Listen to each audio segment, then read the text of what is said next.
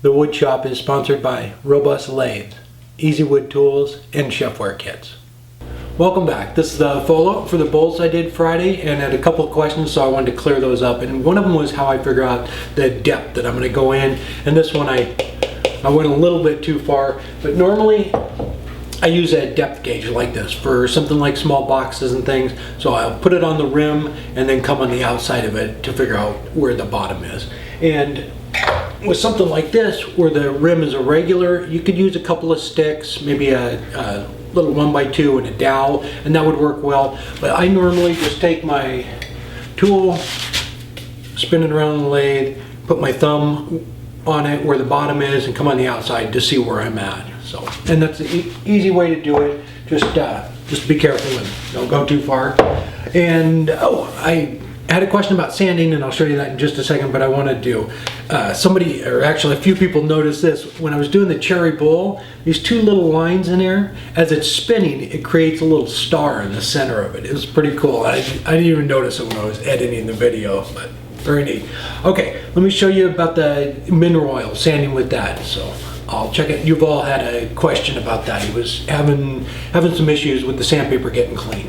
Here's a bowl I was working on. I'll just do a little test and show you what I mean. This is really light wood, so it's not going to darken up, but if it was walnut, the sandpaper is going to turn brown. But this is basically the same thing. So I dip it in the mineral oil, kind of shake it off a little bit. I turn the lathe speed down slow. It's 50 RPMs, I think. I'll try not to talk while it's going. With something like this, it's going to gum up really fast. So what I normally do is,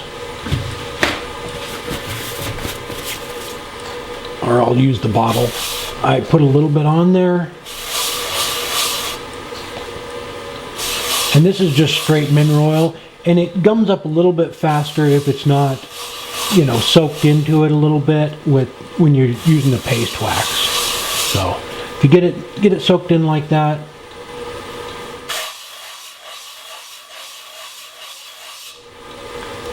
see, it starts to gum up.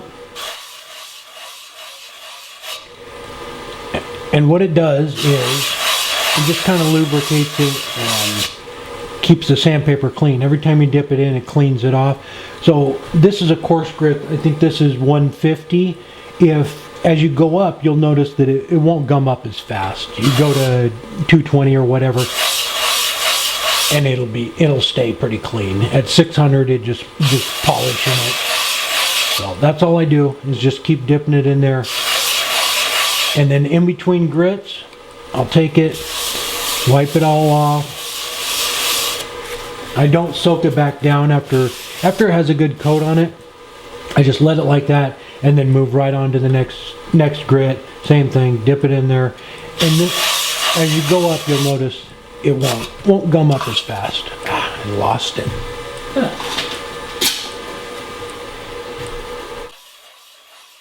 This is 180.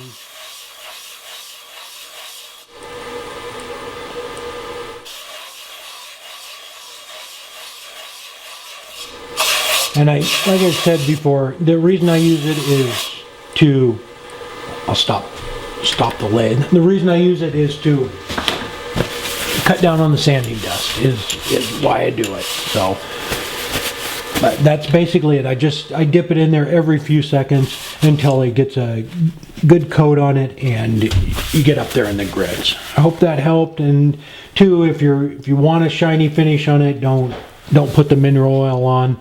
Use just sand it dry and then use a urethane or something like that. So what I normally do is sand the whole piece with the mineral oil. I let it sit overnight, and then I put the wax finish over the top of it. I've been using Darben Orban stuff, and it's tung oil and beeswax as a final coat on it. But yeah, if you sand it with the mineral oil and then go right over it with a wax, the mineral oil will still seep out. So you want to just let it sit, let it soak in. And the other thing too, if you just sand with mineral oil, don't take it in the house and set it on the table or something, because it seeps out for probably a day or so. You need to let it just soak in and dry before you put a top coat on it. All right, I hope that helped. I did my first live demo last Thursday night for the Beaver State Woodturning Club in Eugene at the Woodcraft. I want to say thank you to everybody. I had a great time. Everybody was so nice. I was so nervous before I did it. It was my first one, but thank you guys. I had a great time. And Ronald, thank you so much for the wood. I got it all processed and sealed up, and it's drying out, so I really appreciate it. I just want to take a second to say thank you to all my subscribers and everyone who watches the show. I really appreciate the support, and it means a lot. So thank you very much. But every once in a while you get a comment and it just kind of hits home and makes you realize why you're doing what you're doing and why you keep going. And I got this one last week. I'm not quite sure what it means. I think maybe I still look okay for 27. But Sandra, I'm going to take your advice, and I took a couple of headshots here, and I'm going to submit them to the AARP, the Grecian formula, that's a good one, and the old standby, Viagra. Let's go ahead and look at some wood turning pictures. Tom sent this in. This was a carriage he did. Fabulous job. I love that, Tom. Great job. And Ben sent this in. This was his first acrylic pen. Very nice. And I want to share a video with you. This is from the Yacht Harbor in Florida, and they built a wood shop for when you're on the road in your RV. You can pull in and do some wood turning. Go check out the video. It's really neat. They built a little wood shop, have little classes in there, and they have people who actually do woodworking, teach you how to do stuff. So if you're on vacation down there, it's the Yacht Harbor.